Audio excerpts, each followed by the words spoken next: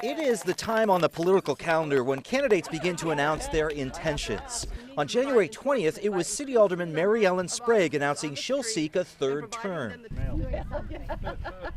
Behind the scenes of the event, her political consultant, David Simons. Sprague is just one of 4 city aldermen who have used him as a political consultant. He's also represented half the Chatham County Commission, half of the Chatham County School Board, 7 of 8 members of Chatham's delegation in the Georgia General Assembly, the sheriff, the district attorney, a number of local judges, and the court clerk. According to Georgia's database of campaign expenditures, Simons registered more than $3 million in receipts from candidates for consulting and other services in just the past 8 years.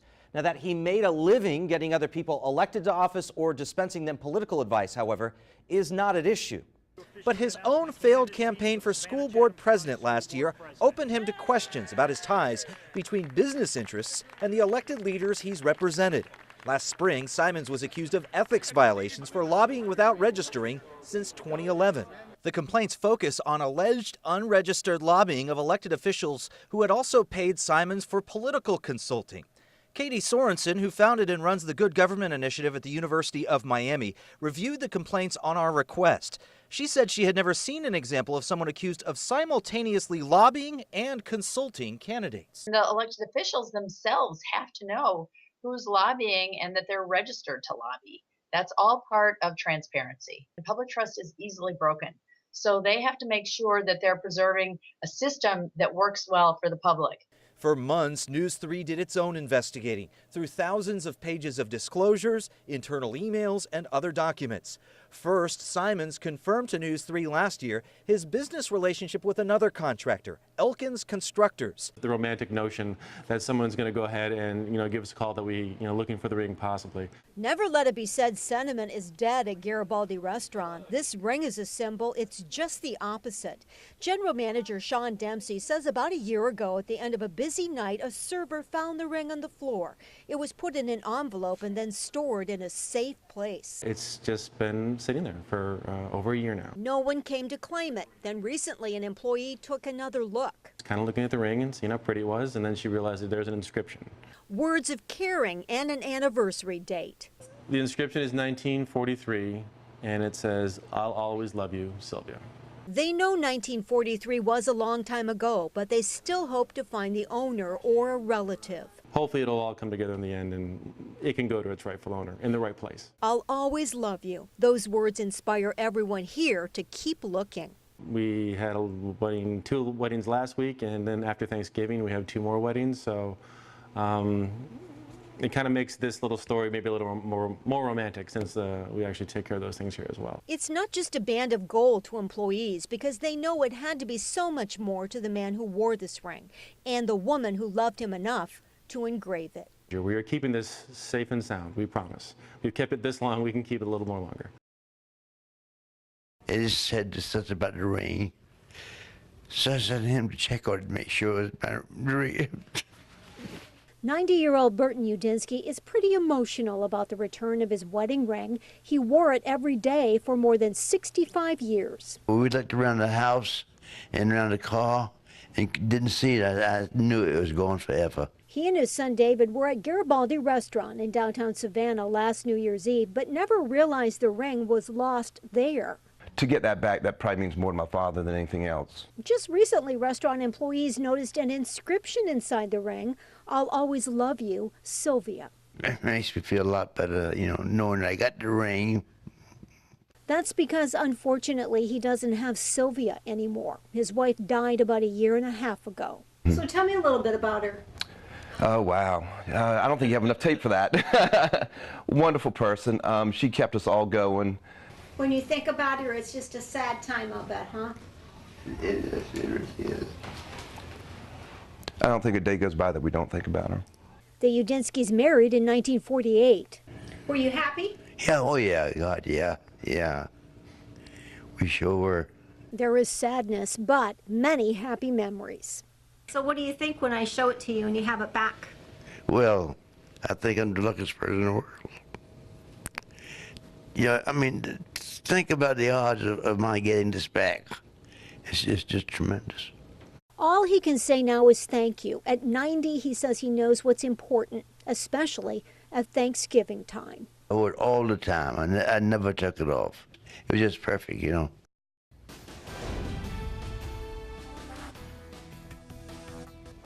Hello, everyone. I'm Tina Shaw. And I'm Russ Reese. Here's some breaking news right now as former Savannah Chatham Police Chief Willie Lovett faces a federal judge for sentencing. News 3's Andrew Davis has been on this story for more than a year now. He is joining us from the federal courthouse in downtown Savannah with the latest. Andrew?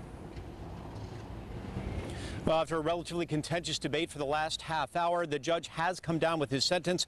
It is a total of 90 months in prison for Willie Lovett. That involves the counts 5 and 6 were the extortion charges for 90 months. The other 4, which were conspiracy for illegal gambling and the lying to federal authorities, also 60 months. Those will run at the exact same time. So it's 90 months in federal prison for Willie Lovett. He's also been told to pay a $50,000 fine for what he's done, $3,000 of that immediately, and then money monthly from there for the next 47 months by the time he's done. Basically, Judge Moore said simply that he was the defendant. He extorted cash on a regular basis from these people and that he misused his law enforcement position for his own personal gain. You're watching WSAV News 3 on your side at 6. There's no way that this morning we should hear about a 5-year-old that had to hide in a church in order to save their life. A grim reality in Charleston tonight. 9 people shot and killed at an historic African-American church. Good evening. It is Thursday, June 18th. I'm Tina Shaw. And I'm Joanne Merrigan in tonight for Russ. Thanks so much for joining us. Well, 9 people killed in a hate crime at the oldest AME church in the South, dating back to 1816. Among the victims, the famed church's pastor and South Carolina Senator Clementa Pinckney from Richland, a man who dedicated his life to equality and religious freedom. And that's what church is all about. Freedom to worship and freedom from sin, freedom to be full what God intends us to be, and to have equality in the sight of God. And sometimes you got to make noise to do that. Sometimes you may have to die like Denmark Vesey to do that. As a state senator, Pinckney pushed for laws requiring police to wear body cameras after Walter Scott was shot by a police officer in North Charleston just 2 months ago. This tragedy all unfolded around 9 o'clock last night. A gunman began shooting inside a church Bible study in downtown Charleston. 8 people were killed at the Emmanuel AME Church on Calhoun Street. 1 victim later died at a nearby hospital. The suspect got away at the time, and a manhunt involving the FBI quickly got underway. The Department of Justice is now investigating this massacre as a hate crime. Tonight, we also remember the 8 others killed. 26-year-old Tywanza Sanders, 54-year-old Cynthia Hurd, 45-year-old Reverend Sharonda Singleton, 59-year-old Myra Thompson, 74-year-old Reverend Daniel Simmons, 70-year-old Ethel Lee Lance, 49-year-old Reverend DePayne Middleton, and 87-year-old Susie Jackson. The suspect, 21-year-old Dylan Ruth of Lexington, South Carolina, is in custody. Authorities captured him late this morning in Shelby, North Carolina, that's west of Charlotte, after an overnight manhunt spreading across 2 states. Police say someone spotted his car and officers pulled him over in a traffic stop. I cannot say how thankful I am and how appreciative I am of all the people who came together during a very tragic situation. Ruth seen here on surveillance video entering the Emmanuel African Episcopal Church last night. Police say he spent more than an hour attending the Bible study before opening fire on the group. He just appeared before a judge and will now be flown back to South Carolina. And we've had a news crew in Charleston all day as the story continues to unfold. Of course, we learn more from the scene where the shooting happened. And that is where we find News 3's Ashley Holland live from Calhoun Street. Ashley? And the scene has changed here in Charleston throughout the day. Now Calhoun Street is open to traffic. The only area still blocked off is the perimeter around the church where those 9 people were gunned down while in Bible study. With heavy hearts, a Charleston congregation packed out a powerful church service. We do have a live look at our Red Cross phone bank now. Representatives are standing by to take your monetary donations, or they can offer information about volunteer opportunities as well. You can give them a call now. That number is 644-6852. That is 644-6852. This is a look at what we found here just 3 weeks ago, an illegal dumping ground years in the making, polluting this dead-end street. This is what it looks like now that the tons of illicit debris are gone. The person living closest to this illegal dump talks with us about the transformation here. I mean, it's amazing. It almost looks like a clear park now. I mean, it is marvelous back here. I mean, they did a wonderful job. Bob Seebick with Chatham County Zoning Administration says that crews from Chatham County's Public Works Department actually cleared the area where the county is responsible for the cleanup here. That area is marked and staked off. The remainder of the cleanup will fall to a trio of private landowners, but there's some real relief for MacGyver, who has been fighting against the illegal dumping here for years. I just would like to say to the county, thank you, and maybe for somehow, because if this is your runway, maybe sometimes just every now and then when you all are out, just keep an eye on it, because I can't do it all by myself. But if you know, in the area, just kind of every now and then keep an eye on it, because if you don't, me and WSAV will. Girl, we told you we on your side. Also this morning, the sheriff of Chatham County, Al St. Lawrence, is incapacitated, and Georgia law is clear about what should happen next. But no one at the county has informed the governor's office or the voting public of the sheriff's condition. So who is running the department? It was a statement in open court Friday, as stunning in its news as it was in its total lack of reaction. Attorney Willie Yancey arguing for a reduced sentence for his client, former Corporal Jason Kenny, in the death of Matthew Ajibade. Making my closing argument, I call the sheriff of this county incompetent. And I would like to bring that back in when I learned through my investigation that the sheriff is incapacitated. And Mr. Yancey makes the statement standing over Assistant District Attorney Christy Barker and yields no objection. Why I'm going to ask that this be stricken. Even though prosecutors objected to other statements of fact throughout the proceeding. WSAV News 3 has learned from two sources with knowledge of the sheriff's condition that Al St. Lawrence was diagnosed with terminal cancer earlier this year and has not made any public appearances in months. And yet, no county leader has disclosed the sheriff's incapacitation. Why? The answer may lie in a key difference in Georgia law. Georgia Title 15, Chapter 16 deals with the line of succession for sheriffs who are elected state constitutional officers. If a sheriff is incapacitated, the governor must direct the attorney general and two other sheriffs in Georgia to conduct a 30-day investigation. The governor may suspend and then ask the district attorney to petition for removal of the sheriff. However, if a sheriff's office becomes vacant due to the death of a sheriff, in this case, Chief Deputy Roy Harris would take over the job immediately. A special election must then be held within 6 months to pick the next sheriff, and with no investigation. We notified the governor's office of our reporting and asked the chief deputy, the county commission chairman, Al Scott, the county manager, and the county attorney why Chatham County's voters have not been notified of their sheriff's condition. Thus far, we have not gotten a response from any of them. There are, however, real consequences for Chatham County while there is no one executing the powers of the sheriff. One source tells News 3 that at the Chatham County Detention Center, where 10 inmates have died in the past 3 years, they are understaffed currently by dozens of sworn deputies, and only the sheriff has the constitutional power to swear in new deputies. Al St. Lawrence, of course, has been in area law enforcement since 1959. He's been the Chatham County Sheriff for the past 23 years and had a distinguished career. And our thoughts and prayers go out to the sheriff, his family, and all of his many friends. Today is the day that we try to get criminals off the streets in our Fugitive Files Roundup. And those tips do work. Just last week, 2 suspects featured on Fugitive Files were found. A man accused of using his tow truck to steal cars off roads is behind bars. Lorenzo White was arrested in South Carolina. Also, this woman, Alana Burrows, was accused of running an elaborate shoplifting ring in Savannah and Garden City. She has now been caught. White and Burrows are the 115th and 116th suspects arrested after being profiled on News 3's Fugitive Files, and we're hoping that you can help us add to that number. Now, One of the suspects we are looking for tonight is Anton Baramayev. He is a Ukrainian citizen here on a student visa. He's wanted on 6 felony drug charges. He is believed to be here in the Savannah area. Darrell Reed is another wanted man. Police are looking for Reed on burglary charges dating back to Orange Crush last year. He may be in Savannah or Jasper County. And Joel Button is a convicted sex offender who failed to register with authorities for a while now. He is last known to be living on Wilmington Island.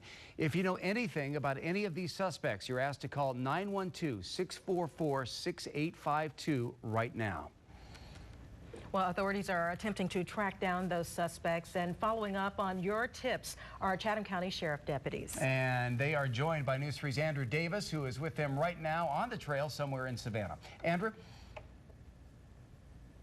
Well, we've got a lot of suspects out there, a lot of people we're looking for, and a lot of help from you so far. Some great tips have led us to a couple different areas. We've made one arrest already, and let me just turn the camera. You can see sheriff's deputies right there are working on their next suspect that we're going to travel to. We're in various spots in Savannah so far. We've been the east side and over into the downtown area so far. What they say is the tips are good. Now the question is, are they actually there when they get those tips? And that's going to be the next step. We may not catch them today. We could catch them tomorrow. We could catch them the next day. But as long as they have a location, they can make a big difference. So remember, your tips, 644-6852, can make a huge issue and a huge difference for a lot of these, trying to take these criminals off the streets. You heard a few of those names. The rest of those pictures are scrolling underneath the screen right now and throughout the show. You can make a difference in bringing one of these criminals off the streets. We're going to go ahead and take off. I'll show you one last shot. Sheriff's deputies are leaving. We're going to leave with them, and we'll be back with you live in just a few minutes. Lest we forget, today we honor those officers and other law enforcement personnel who've made the ultimate sacrifice for the safety and security of our community. 1868, Robert E. Reed, Savannah Police Department. This community has a rich history since 1733, and unfortunately they have lost a lot of police officers in the line of duty. 1904, E.O. Zuckerer, Savannah Police Department. Ready. Hey! Ha! Ready! Hey! Ha! Ready! Hey! Ha! 6 bar.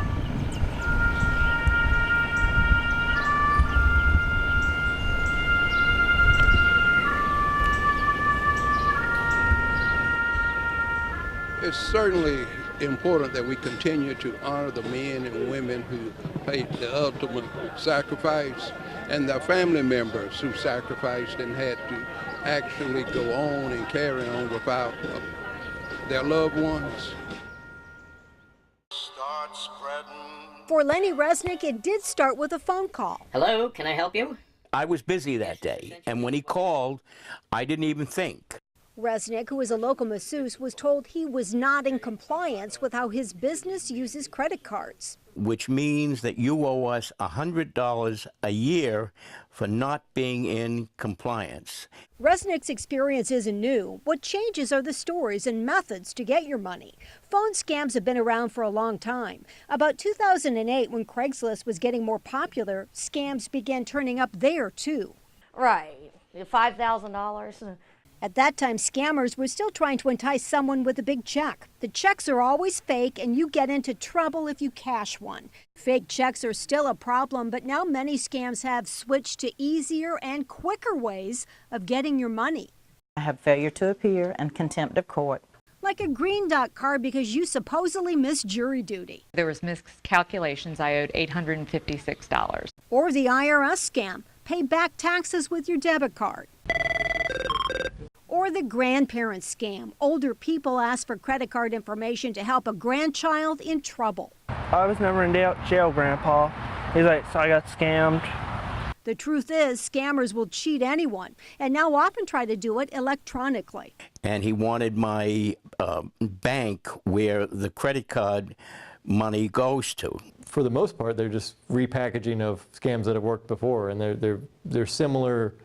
The main goal in all of them is to get you to send money. Savannah Metro Police Detective Nate Kirtland has seen it all when it comes to scams. It's a constant problem that we're having, that it's just growing year by year.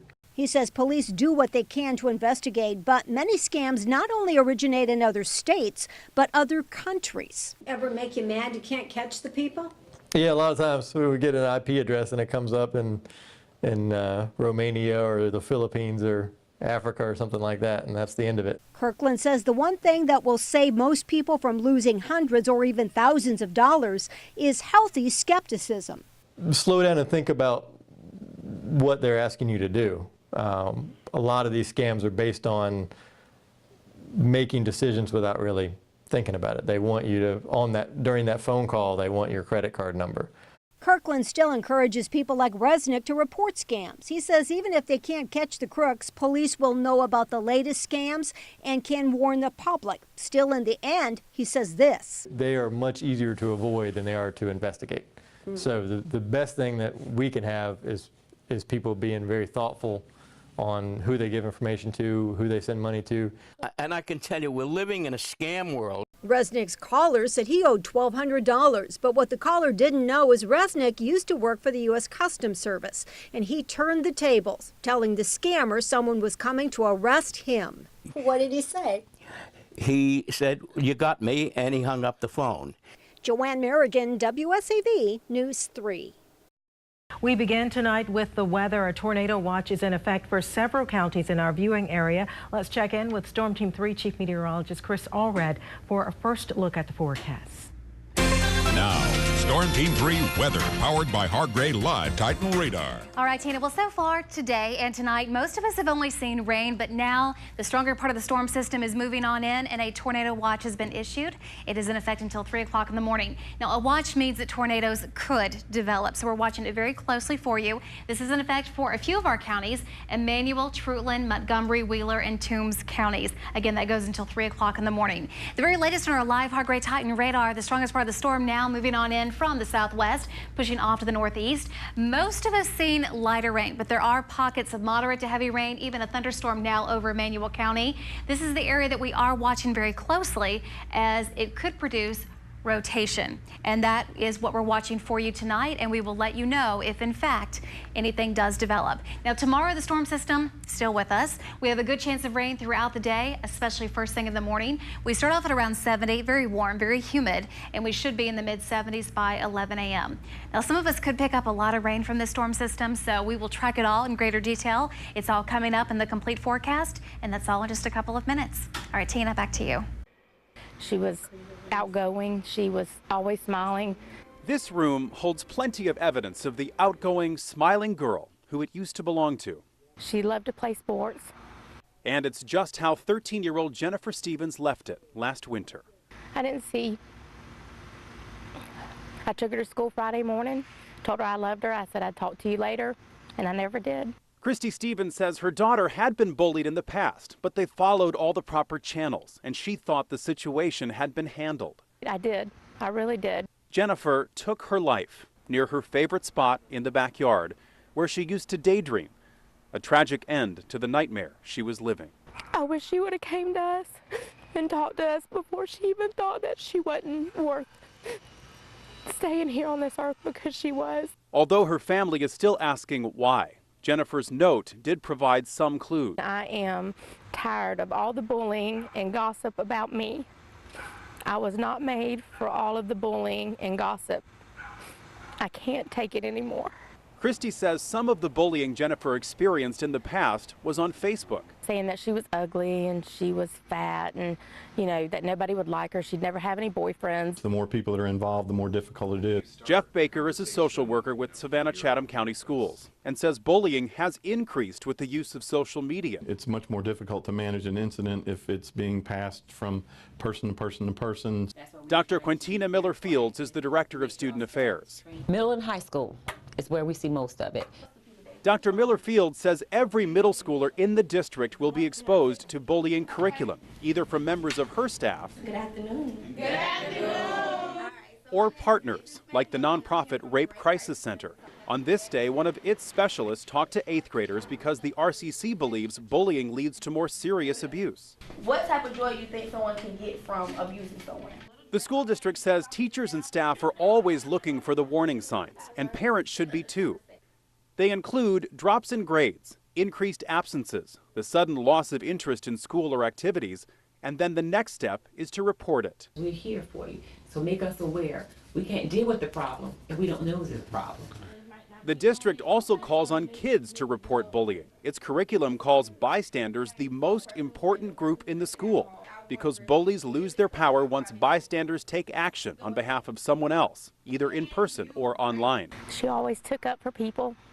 When she saw them being bullied, she would be the hero, the rescuer. Christy now knows that sometimes the rescuer needs rescuing. I should have seen anything that was not right with her. And it's a message that she's vowing to share with other parents to spare them similar grief. If you see any difference and any changes, it could be the smallest thing. Please ask them. Just ask them, are you having a good day? How's school going? Is there any situations that I need to know about? They are the questions that for Christy will remain unanswered. Every day that we get up, there's always something missing. But she is finding some comfort in the mementos that continue to pile up in Jennifer's room and the mission behind them. I know Jennifer would be proud of me if I could save one. If I can keep telling my story and telling Jennifer's story, I'll do it until my last breath. On your side at 6.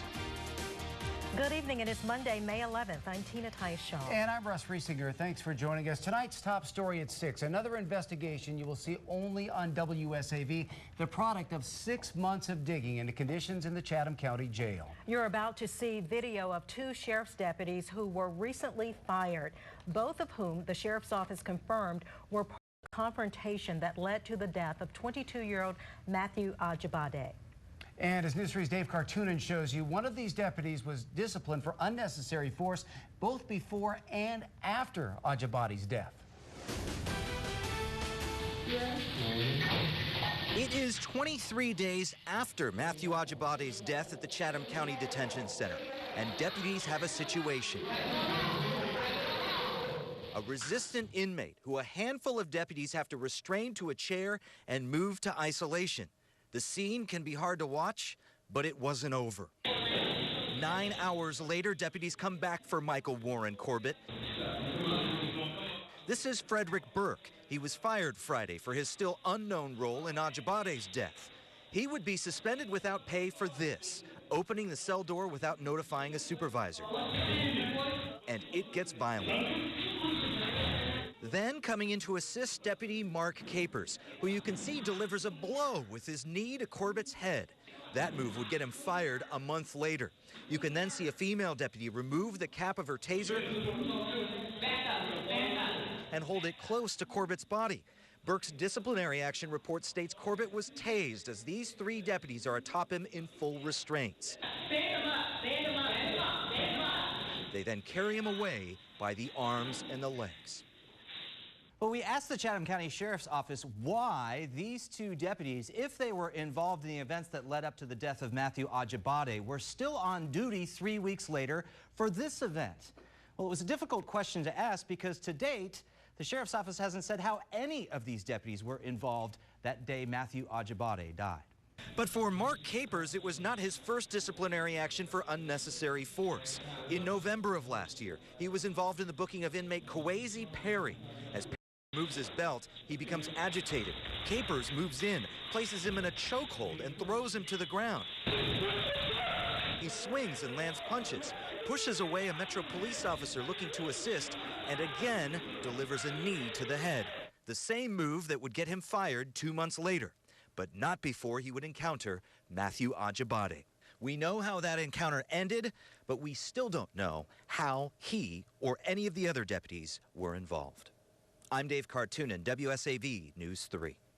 Hello, Ben. I got to tell you, this has been a fantastic night here at the Walmart. We have the Salvation Army Band, and they are bringing some of those wonderful Christmas songs to people as they head into the Walmart this evening. And we are so fortunate because we have so many people in our community who enjoy giving to others. That's the real key. This is the season of happiness. I was no hero. But that's what naval officers called James Shanklin, retired sailor who served overseas during World War II. those veterans won the war. Shanklin was in the Pacific when Japan surrendered. I'd do it all over again. He's seen a lot in his 88 years, but his last request of hospice to speak with naval officers one last time. This is probably my favorite day in my job, to be able to give him that opportunity to have what he wanted, which was his final wish, is to have the naval officers come here in uniform and thank him. Hey, The men saluted him. God bless. You could just tell he was overwhelmed. It's good for him to be with the Navy and part of the Navy and recognized. Not like some other people that were forgotten. Shanklin did have the chance to go on the first honor flight from Savannah to Washington. I went to the World War II memorial with him. I cried as much as he did. And I was 2 years old when he was fighting the war. So does that tell you something? But he says today was just as special. You know what that says? No. It says, Appreciated our veterans. Yep. James Shanklin, United States Navy. And that's good enough for me. In Beaufort, Ashley Holland, WSAV News 3. Parking. Everyone has to do it, and everyone has to pay for it, like it or not. Meter works, man. We don't put back on the meter. The citizens do that. You know, y'all just full of. That was from a reality show, but the reality for Savannah's parking situation, it's big business. Every citation that we issued was collected, probably about $10 million. That's 125,000 citations every year. But Valita McDonald, Savannah's Mobility and Parking Services Director, says they don't collect on every one of those. About $3 million a year does come through her office. So people are going to go, well, there's $7 million that's just sitting out there. No, it's not. Not every citation is going to be collected. But okay, so we break that. Let's take $2 million off of that for citations that wouldn't be done. That's still $5 million that's out there sitting there in parking.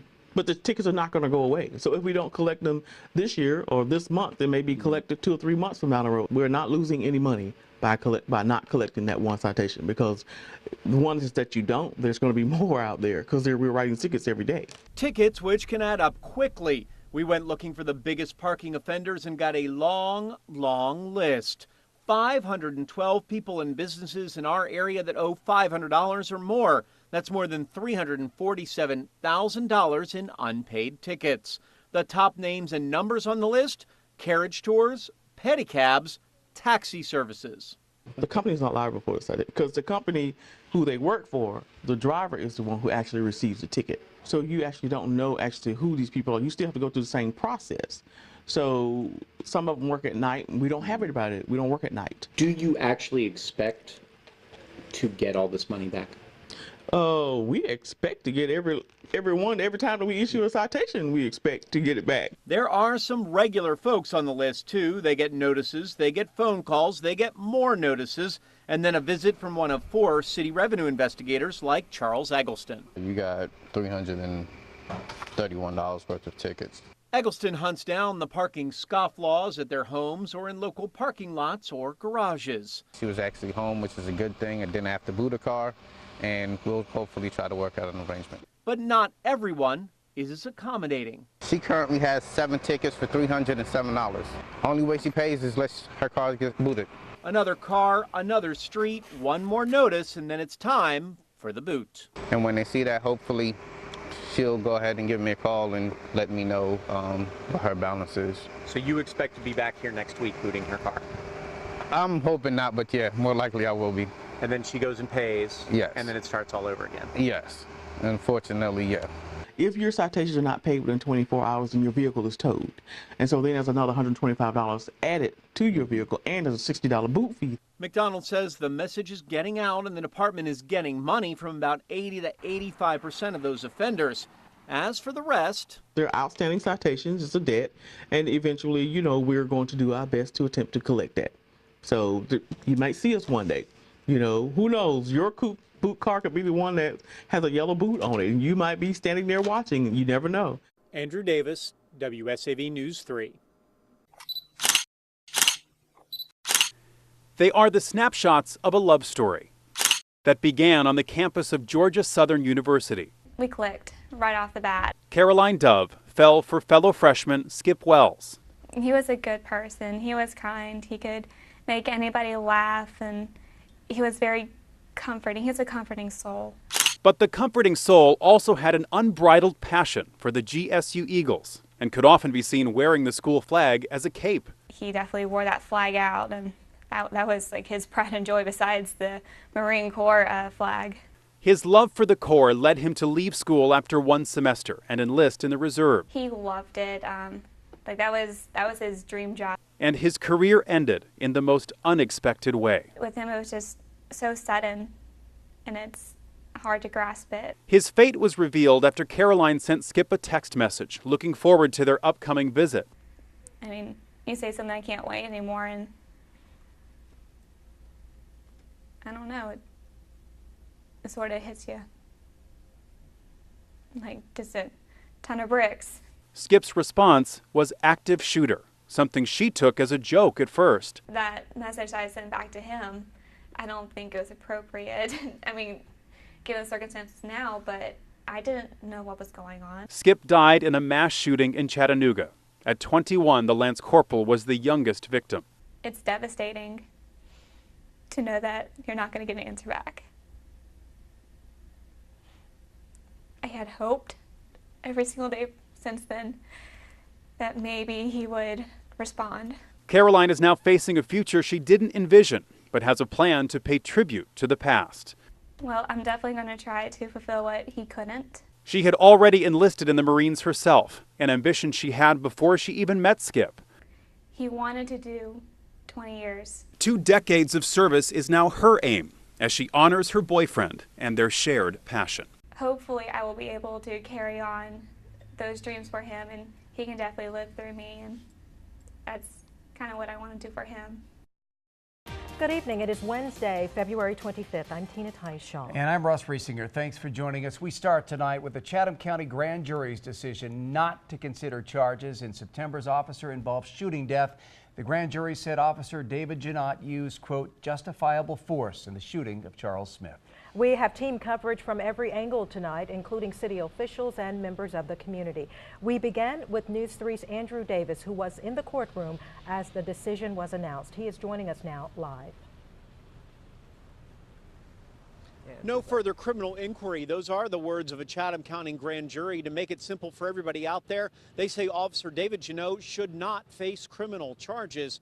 Now, in a 4-page presentment we told you about earlier today, we learned a lot more about what happened that day, including DNA evidence, which shows Charles Smith had a gun in his hand when he was shot, and his hands were in front of his body. Now, an autopsy showed Smith had cocaine, marijuana, and bath salts in his system when he was arrested, and he was shot 5 times that September day. Only one turned out to be the deadly shot. The other 4, according to testimony, would not have stopped him. Now, to try to answer any and all the questions that they had out there from the community, Meg Heap allowed audio recordings and written statements from witnesses in the community who did not respond to their subpoenas, but had their version of what happened to Charles Smith. Is that we went to every extent we could to put everybody up here who had any information. Even witnesses who failed to show, we still put their evidence out there. The grand jury listened to all the evidence, all the tapes, and found that the most credible testimony was Officer Janot. They found that the physical evidence, the shell casings, the DNA, corroborated the story of what Officer Janot stated happened. And Officer Janot said he was the person who fired the shots because he had fear for another officer being harmed and himself. Those witnesses, by the way, were the ones that Charles Smith's family lawyer said he wanted to testify, and they had important information out there. But Heap says of the 5 witnesses, only 1 responded to a subpoena to testify, 2 others didn't show up, and 2 others just entirely avoided that subpoena. Heap said, though, no matter what, though, all the written and audio testimony that she had was heard, so everyone could make a final decision. At Chatham County Courthouse, Andrew Davis, WSAV News 3. Thank you, Andrew. Well, this is a case that has certainly caused a lot of controversy in the community, inciting several demonstrations and marches. But throughout it all, they have, for the most part, remained peaceful. Well, today, News 3's Ian Margot spoke with several community leaders. He joins us live with more on their reaction to the decision. Ian? Russ, throughout those protests, people from both the community and the churches, like you said, have preached non-violence. And today they tell me while they're frustrated by the outcome, they're not really surprised. During a news conference today, Reverend Leonard Small and Miss Alicia Blakely spoke out and voiced their frustration with the decision. Reverend Small even questioned some of the evidence that was presented in this case, insisting Charles Smith had no gun during his arrest from the beginning. They also say they feel justice has and are afraid it will not be served. Even so, they say they filed a civil suit against both the county and the city.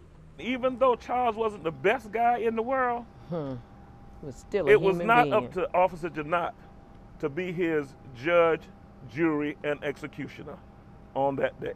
What happened today is happening across this country, and we are sick and tired of not getting justice.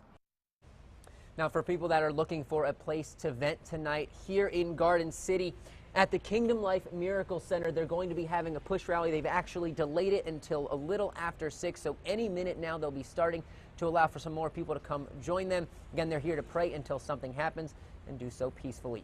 Live in Garden City, Ian Margol, WSAV News 3. All right, thank you, Ian. Community leaders will also hold a meeting tomorrow on the Smith decision with a representative of the Justice Department. That meeting will take place at 6 p.m. at the Mount Carmel Baptist Church on Augusta Avenue. Moments after the grand jury's decision was announced, city officials gathered to address the findings, including some that expressed concern about Metro Police procedures. News 3's crime and safety reporter Sheila Parker is live in West Savannah tonight with more. Well, Tina, I am live on Augusta Avenue where Smith's arrest and shooting took place. If you look behind me, you can see flowers marking the spot where he was shot and died back on September 18th. Now, this is certainly a different scene out here this evening than it was back on September 18th. After Smith was taken into custody inside the U.S. food store just about a block from here, a crowd began to gather as officers searched Smith and placed him in the patrol car. Now, moments later, he was shot after kicking out the window of the patrol car and pulling a gun officers had missed in their search. A crowd immediately gathered, questioning how Smith could have had a gun. The grand jury expressed that same concern and questioned transport procedures in a vehicle without cameras and window cages. Chief Lumpkin addressed those concerns today as the Neighborhood Association president called for continued calm. We were looking actually at designating patrol vehicles to be the backup in particular precincts for transport. Our paddy wagons, or our wagons as they're called, they are so equipped, but patrol cars are not equipped. We will start looking at those types of issues. Each issue that was mentioned in the grand jury, we will be looking at them starting today. We've already started looking at the cost issues. Well, the neighbors in West Savannah are calm. It's just the people that's not out of West Savannah, the people that come into West Savannah. And those people I just call agitators, to be frank with you. And Chief Lumpkin says that officers across the nation are hurt each and every year missing weapons in searches. He says that the Metro Police Department will strive to do better. Reporting live from West Savannah, Sheila Parker, WSAV News 3. All right, thank you, Sheila. We're joined now by WSAV crime expert Jerry Long, former major with the Savannah-Chatham Metro Police Department. She spent the afternoon in our newsroom digging into this decision with us. And Jerry, tell us your impression of what we've heard from the grand jury today. The fact that the decision was made based on this plethora of evidence, witnesses, is a tremendous statement as far as these 23 individuals who are totally separate and distinct from the law enforcement community. And all of that being within, minutes, this 2,500, 2,900 page document being out there and available to the public, I think is incredible and transparent. What do you think of the grand jury's concerns about the way police handled this whole situation? They pointed out some failures as it appeared to be, and they certainly had some questions about transporting a person from a scene to another. And Chief Lumpkin has been tasked, and Assistant Chief Tolbert have been tasked with reviewing that with the command staff. This entire incident will be reviewed again by command staff with the officers that are involved to come to a determination as far as policy and protocol, and if those were followed. All right, Jerry, thanks for your insight as always.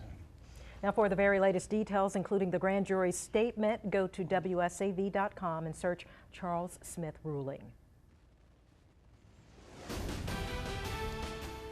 Chilling new developments in the case of a Chatham County inmate who died in custody last spring. First a whistleblower suit, then a $15 million wrongful death claim. And tonight, News 3 has obtained jailhouse recordings of that inmate pleading for medical help. News 3's Dave Cartoonan breaks these new details. I got a bad heart. You what? I got a bad heart. I just got a call. And they won't take me to the hospital. I'm dying in here. A horrifying voice from the grave predicting his own death. Chatham County inmate Matthew Laughlin, arrested last spring on nonviolent drug charges, calling his mother and father in intervals 3 weeks after his arrest. Why won't they take you to the hospital? I don't know. I don't know. It hurts so bad. Laughlin's parents have filed a $15 million claim with the county and the sheriff, alleging the authorities, along with their contracted healthcare provider Corizon, neglected Laughlin's pleadings for medical care as he suffered from congestive heart failure. I'm coughing up blood. My feet are swollen. It hurts. I know, Matthew. I know what is wrong with you. I told you this would happen. I love you, Matthew. They're going to cut us off. I love you too. I'm gonna die in here. And it wasn't just Laughlin's parents who were pleading to get him transported to the hospital. 3 healthcare workers, 2 nurses, and a doctor who worked for Corizon have filed a First Amendment whistleblower suit alleging that the company and county authorities ignored their pleas to get him transferred to Memorial Hospital. You feel helpless. You feel like, you know, these weeks that you're fighting to get these people out, you know, doing the best you can. It just doesn't feel good. The nurse who spoke to News 3 says they eventually used a loophole to get Laughlin taken to the hospital, where he went into shock and was declared brain dead all on the same day. Just days before his transport and death, his father gets to visit him in the jail. Laughlin keeps his eyes closed for long stretches and weeps. All right, Dad, I love you too. I'm sorry for everything. Hey, call me if you can, and I don't know what Brother Banks has in mind, but we're going to see what we can do to maybe get you some help, medical help or something, okay? Yeah, I just need to go to the hospital. I'm Dave Cartoonan, WSAV News 3. Well, the Chatham County Sheriff's Office said Sheriff L. St. Lawrence was not available for comment. Corizon did send us this statement. It says, well, state and federal privacy laws prohibit us from discussing the details of an individual's care or medical condition. We know many of the allegations made are untrue. This patient was given ongoing care at the correctional facility, then transported to a local hospital where more than a week later he passed away. We stand behind our medical team. We have been promoting a story to run today on the child support system and deadbeat parents. Because of all the developments in the news, that story will not air today. It will be rescheduled, and we will let you know when it will air. Well, next on News 3 at 6, a verdict in the shooting death of an 8-year-old Hilton Head boy. We'll have the latest details from the Low Country. And a follow-up to a story that we brought you yesterday, the EPA defends its plan to clean up what was once one of the most toxic sites in the nation, right here in our area. And coming up in your complete Storm Team 3 forecast tonight, we are tracking a big storm system. It's already dropping rain, producing thunderstorms now, but we could see much more throughout the night. We will cover it all right after the break. But first, here's a final update with tonight's Time Saver traffic report and delays. Highway 80 eastbound, Truman Parkway to Johnny Mercer Boulevard. It'll take you about 5 minutes. And that is exactly where we will zoom into now. Highway 80 eastbound, where your average speed is around 40 miles per hour, but as slow as 15. You are watching WSAV News 3 on your side at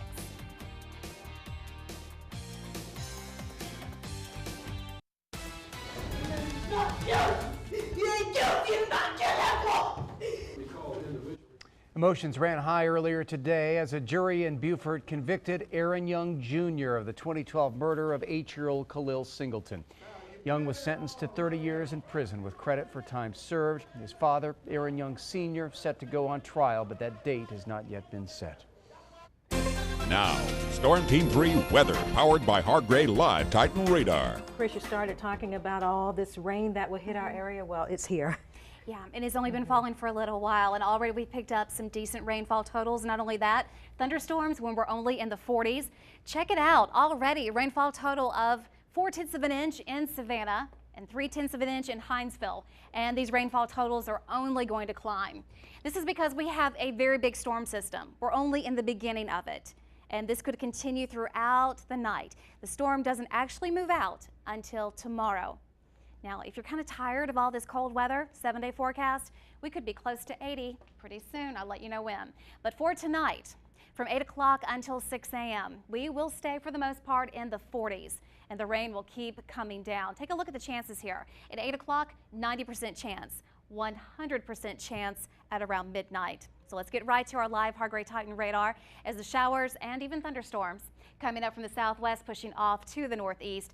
The strongest activity right now is happening for areas north of I-16, and this is where we are seeing heavier rain and also thunderstorms. As a matter of fact, we're going to zoom in near Hilton Head, also near Edisto Beach, where we have got a strong thunderstorm area where we've had about 60 lightning strikes over the last 15 minutes. Now, the bulk of that lightning is, in fact, happening offshore.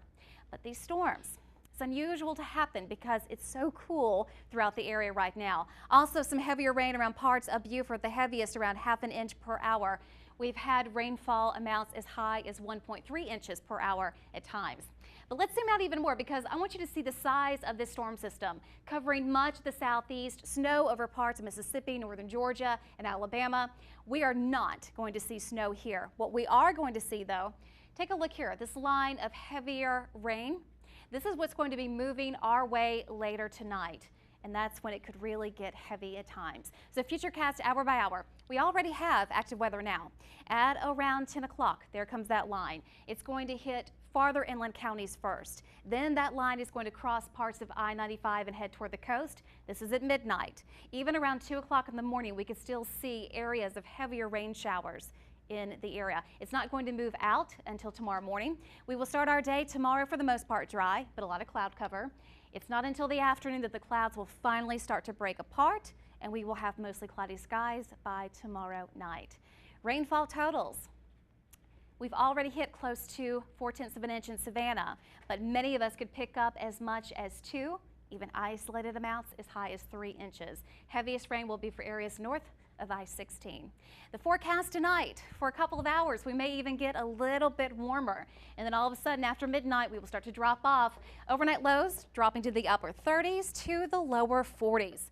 Forecast for tomorrow, it will be cloudy and it should be dry. Could see a rain shower in the morning. Highs will reach the upper 40s to the mid 50s, so a cool, cloudy day. For the marine forecast, looking at winds of the north at 10 to 15 knots, waves at 2 to 4 feet. High tide, that will be at 2:30 in the afternoon. So with a 7-day forecast, finally on Friday, you get some sunshine back, highs close to 60. Over the weekend, we will get warmer by Sunday. It's next week that highs will get all the way to the mid to upper 70s. So on Wednesday, could be close to 80 degrees. Warmer weather is there. It's just a little ways off. All right, thanks, Chris. News 3 has learned a ground stop is in effect at Atlanta's Hartsfield-Jackson International. That has caused some cancellations for flights here. Now, to find out if this will affect your flight, go to WSAV.com and click on Quick Links. Coming up next, some say the EPA's plan to clean up a toxic site in our area doesn't go far enough. What the EPA says next on WSAV News 3 at 6. Now to a proposed cleanup plan for what was once one of the most polluted industrial sites in the nation. Well, not everyone thinks the EPA's plan to clean up the LCP site in Brunswick goes far enough. That kind of fill is just not going to work. And we need to get those toxins out of there, not just cover them up. Well, today we heard from the EPA about the plan to clean up the site. The EPA's remedial project manager says many people aren't aware that 30,000 tons of material was hauled away from that site in the late 1990s, and says the plan will go a long way in removing what's left. The remedy proposed is going to remove and physically take off-site PCBs and mercury, which are the major driver out there, and it's going to remove a substantial amount of it. That plan also calls for capping 7 acres of the site and covering 11 acres of marsh with dirt, which you heard one environmentalist question. Well, Honeywell, which acquired the site in bankruptcy, says it supports the proposed EPA plan and says the dirt cover remedy has been used before and held up fine, even during Hurricane Sandy. Well, there are 2 informational sessions tomorrow to learn more about the cleanup plan from 2 to 4 p.m. and from 6 to 8 p.m. at the old City Hall building in downtown Brunswick. And you're watching WSAV News 3 on your side at 6. We'll be right back.